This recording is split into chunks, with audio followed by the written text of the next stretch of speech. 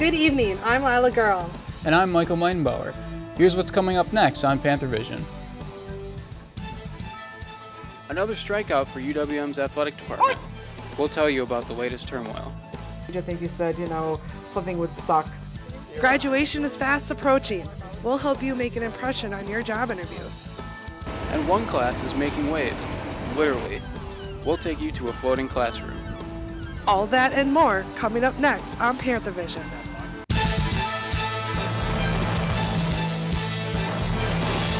From the University of Wisconsin-Milwaukee, this is UWM Panthervision. A weekly newscast reported, written, and produced by students in the Department of Journalism and Mass Communication.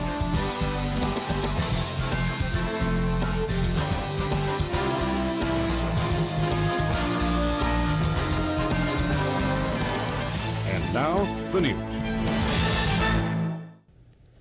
Good evening. More turmoil in UWM athletics. Athletic Director Rick Costello has resigned, leaving the department with yet another vacancy in a key position. The university issued a statement saying, "We wish him the best as he pursues new opportunities."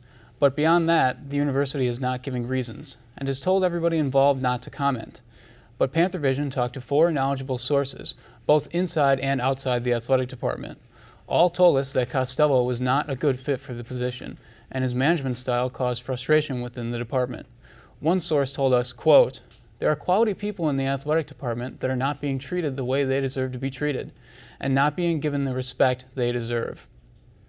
The resignation is the latest in a series of developments in the athletic department. Panthervision reporter Sarah Christopherson joins us live with more. Sarah? Thanks, Lila. Since the beginning of the year, the athletic department has been rocked by resignations and scandal. In March, the university launched a review of the athletics department after allegations that some soccer coaches were using racial slurs and violating NCAA rules. Men's head soccer coach Chris Wally was fired. Just 2 weeks ago, longtime women's basketball coach Sandy Botham announced she was leaving to take a job in the alumni department. Those vacancies come after women's soccer head coach Mike Moynihan and one of his assistants left in January to take over the Northwestern women's soccer team. Leadership the past 4 years by having to replace 2 athletic directors. Costello was appointed in December 2010 following the release of former Packer linebacker and athletic director George Kuntz. Costello promised the department big plans when appointed, but from what inside sources tell us, he was in over his head and not fit for the position. Costello also leaves him in a top-to-bottom investigation of the athletics department. UWM baseball coach Scott Duffick says it is going to take some time to get the athletic department back on track. We keep going through administrations, and so we get some positive momentum, and then we take a step backwards. But it's going to happen. It's just a matter of time. The source says that there was little interaction between Costello and coaching staff. Duffick says he's hoping for one thing from the new athletic director. Just somebody that can come in with a vision and a plan to help upgrade facilities and continue. Giving the coaches an opportunity really to be able to go out and recruit the best athletes. So Sarah, why do you think the university has been trying so hard to keep this quiet? Michael, that's a good question. The department is not in a good position right now. They have a lot of missing key leadership roles. And so, one of our sources said it best.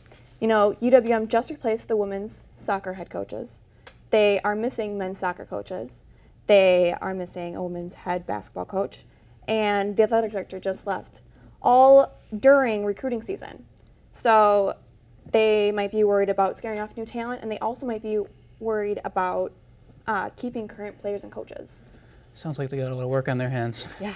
Okay, thanks. Thank you, Sarah. The winners of April's SA election pledged to clean up the Student Association, but it's going to cost UWM up to $5,000 to clean up the winners' campaign advertisements. That's because the university had to use power washers to clean up campaign chalkings in Spates Plaza and other university locations. Members of the winning party used spray chalk that didn't wash off in the rain. That violates UW-Milwaukee chalking policy. Police issued citations to 7 students for $267 each. The UW-Madison Dean of Students is speaking out against one of Madison's largest attractions. Lori Burquam is encouraging students to stay away from the Mifflin Block Party. She warned via YouTube that students who do not comply with the law will be punished by more than just police. If you are arrested, you will be held accountable by both the city or the police department and by this office. All that you have worked for, all your achievements here at the university are not worth jeopardizing for that event. After parodies and pro-Mifflin videos were made in protest to Berquam, the initial video was deleted. A copy has since been uploaded. Mifflin draws about 20,000 Wisconsin students each year and is scheduled for May 5th. Teaching assistants are not only working in the classroom, they are also fighting for their union rights. As I found out, they're happy with the outcome of their latest effort. Now go back on your word. Members of the Milwaukee Graduate Assistants Association marched on Holton Hall April 16th after Letters and Sciences Dean Rodney Swain said he would cut a portion of tuition reimbursement to teaching assistants. Jacob Glicklick, a third-year history PhD student, says the university is cutting him and others short. They understood the, how little we were already paid, and that they wanted to keep qualified graduate students attracted here. Swain told TAs in 2011 that tuition reimbursement would stay. In March of this year, Swain changed his mind and told Letters and Science in an email, "In the absence of a renewed MGAA contract, we have concluded that the college cannot continue to provide these additional remissions, given our current budgetary restraints." Once Glicklick found out about Swain's decision, he and other teaching assistants marched to change the dean's mind once again. Reaching out to other people in the department and informing them about what had happened and what could be done. Connie Joe, assistant dean in the College of Letters and Science, says what happened was a misunderstanding. I don't think it's a resolution per se, it's just an explanation of the misunderstanding. Glicklick feels their protest forced the dean's hand. Graduates now go through an application process in order to receive their summer tuition back. Glicklick still has his concerns about the LNS administration. We have to sort of rely on sort of assurance that at least higher ups in the LNS will not go out of their way to make our lives harder. If they do, they might have another protest on their hands. In Milwaukee, I'm Lila Girl for Panthervision. MGAA represents more than 1,000 teaching and project assistants at UWM. Milwaukee Public Schools will cut more than 400 positions next year. Next year's proposed budget calls for spending cuts of about $20 million. About half of the positions cut are teachers. In the last two budgets, MPS cut more than 1,000 positions. Sitting in the classroom isn't the only way students learn at UWM. Some students set sail for their education. Tom Momberg has the story.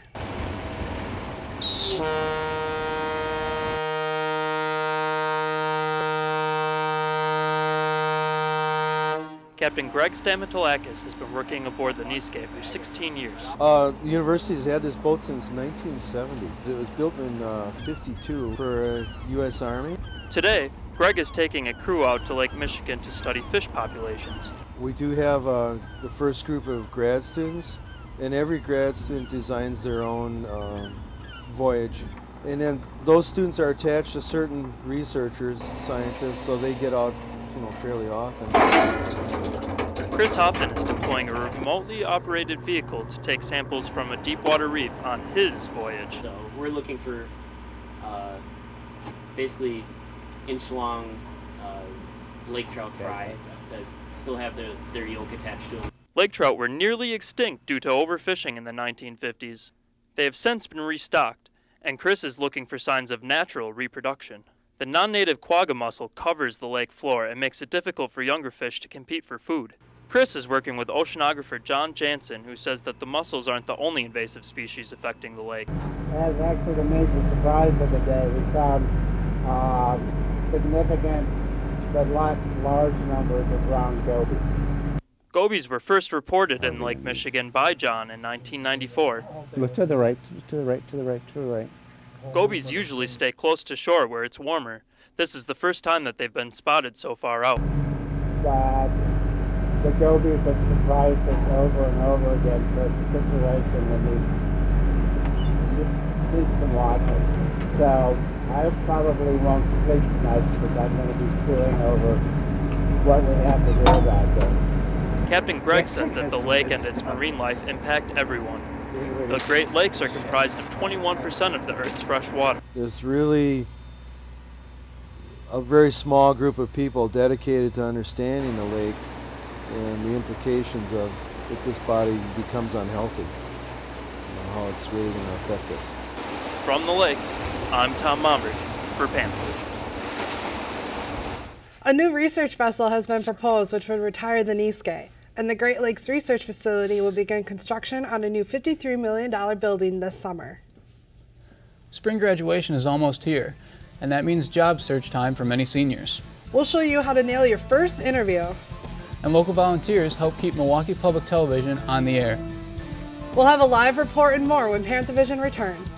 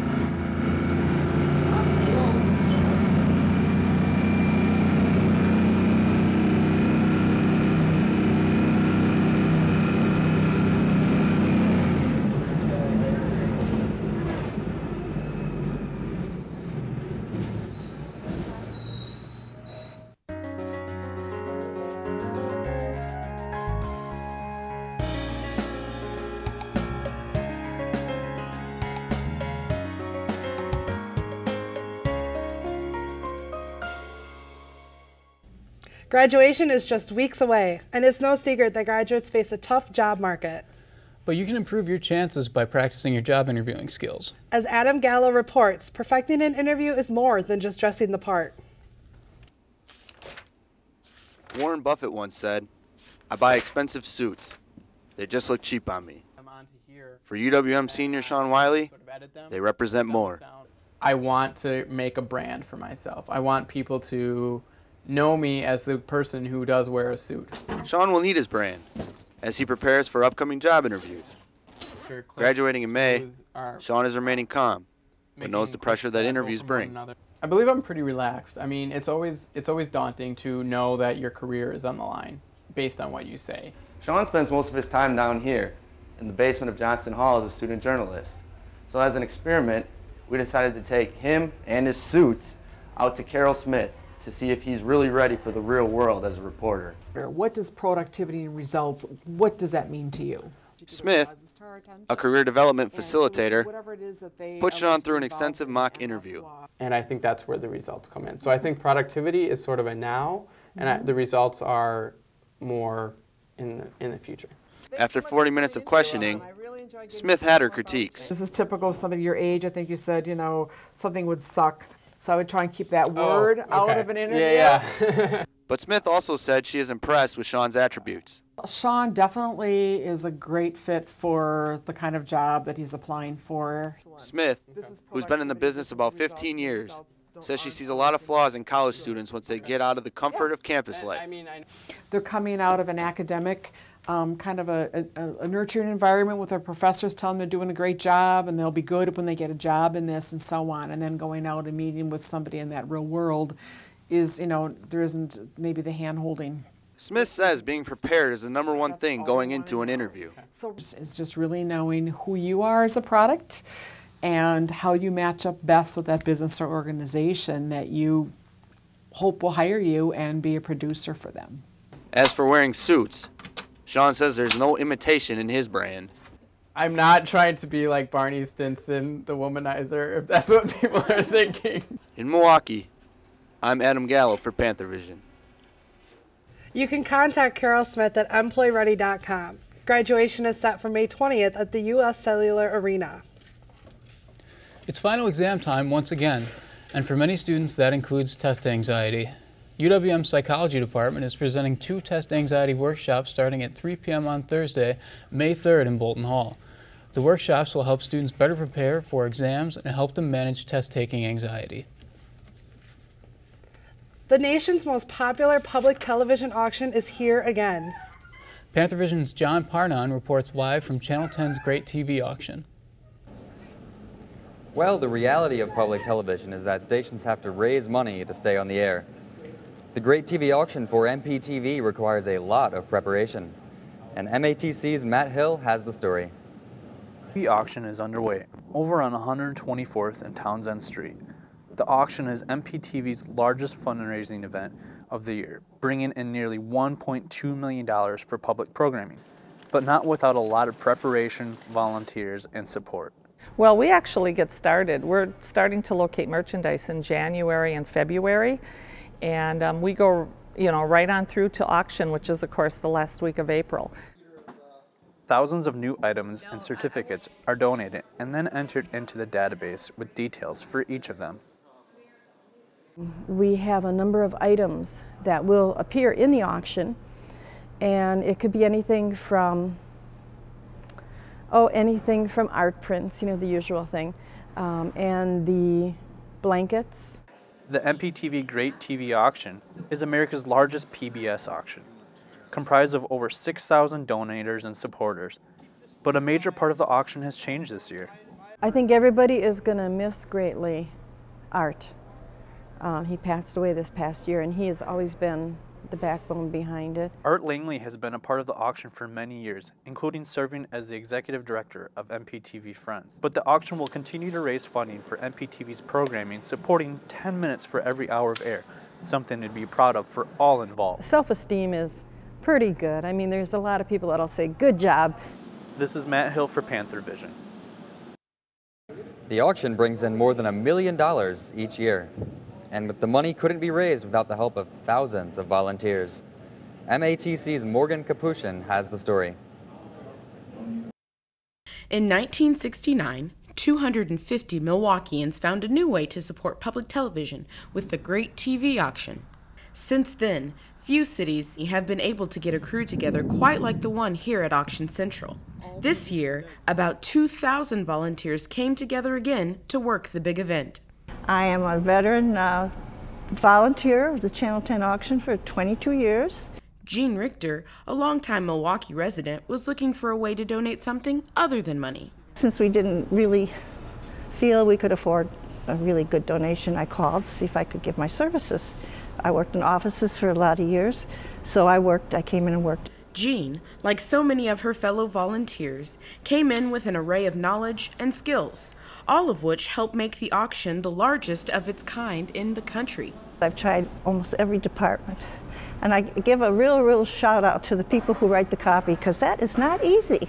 Copywriter David Finner volunteers his time by writing descriptions of the various auction items, but he loves being able to use his creativity while giving back to his community. I have a lot of freedom to improvise and try to write something that's satisfying, for the public, and especially satisfying for the donor. What keeps me coming back is just the excitement of doing something to serve the public. From Auction Central, I'm Morgan Kafusman.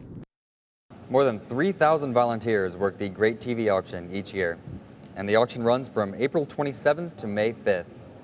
That's it from here. Back to you in the studio. Thank you very much, John. Taylor Thompson is here now with the weather. Hey, Taylor. How's it going? So, Taylor, what's it going to look like for finals week? I think that's a big question that everyone's going to be asking. I mean, we were spoiled in March, we had an awful April, and now people are thinking there's probably going to be a change. It goes back the other way. I think that's true. It's definitely going to be the case. And as we look to our what's on tap for this week, I think the first thing you're going to notice on that list is I made a change in the song title. I think we all remember that Beatles classic, Here Comes the Sun, but have you heard of Here Comes the Rain?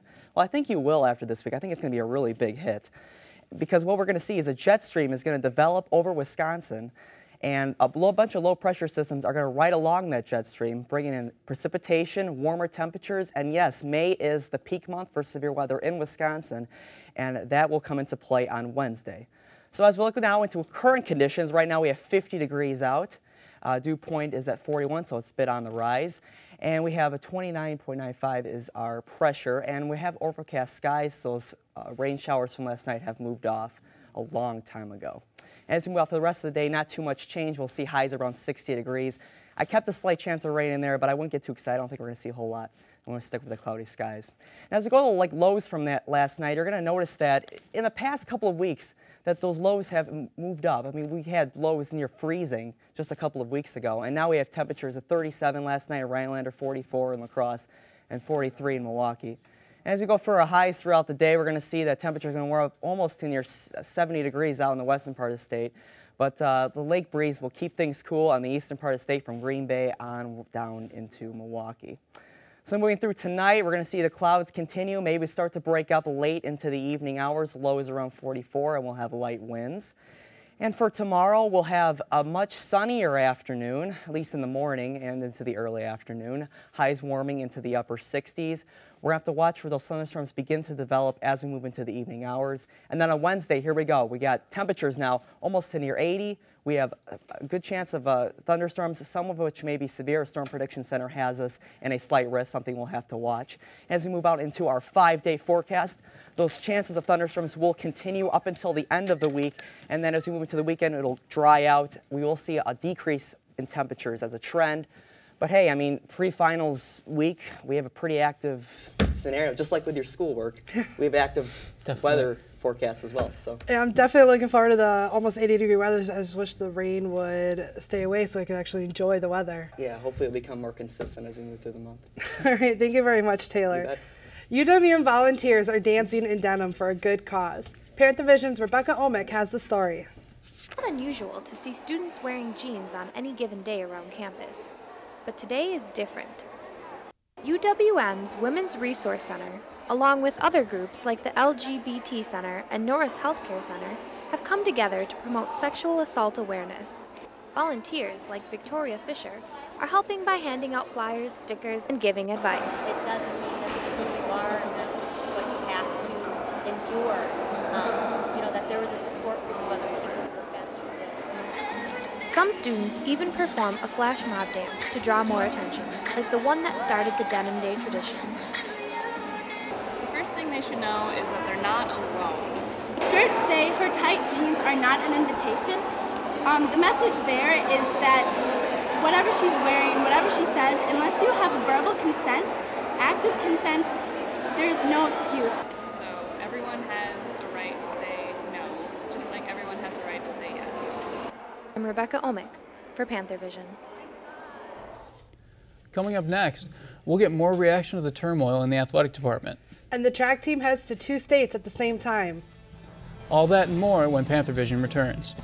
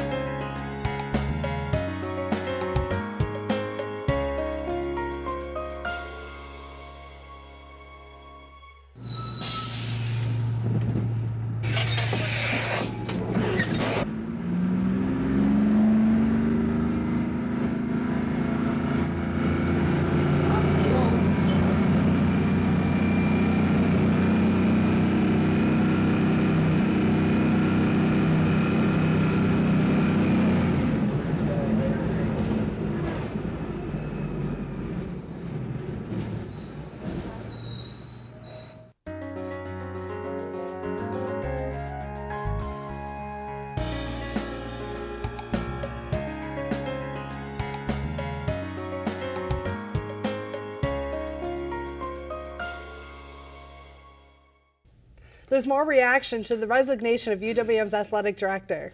Adam Gallo joins us now with sports. Adam? Rick Costello's resignation has left many confused as to what is going on in the athletic department and what has led to his resignation. Alumnus Travis Wacker regularly attends UWM sporting events. He says he was caught off guard by the resignation. So it wasn't that big of a surprise that they were doing the investigation, but it did come as a little bit of a surprise to me that Costello stepped down so quickly thereafter. Wacker says recent athletic directors are having a hard time living up to Bud Haiti. This must be like the most difficult job in the world, considering you had Bud Haiti, who led the athletics department for so many years, and now you have 2 guys who can't even last 2 years each. Vice Chancellor Michael LaLiberty will be in charge of the athletic department until a new director is found. The women's tennis trip to Indianapolis for the Horizon League Championship ended early Friday when the 3rd-seeded UWM team lost to 6-seeded Detroit Titans. UWM had a 3-0 early lead, but the Titans fought back to win 4-3. The women did not play a consolation match on Saturday due to impending weather. The track and field team crossed state lines this past weekend at the Drake Relays in Des Moines, Iowa, and the Marquette Invitational.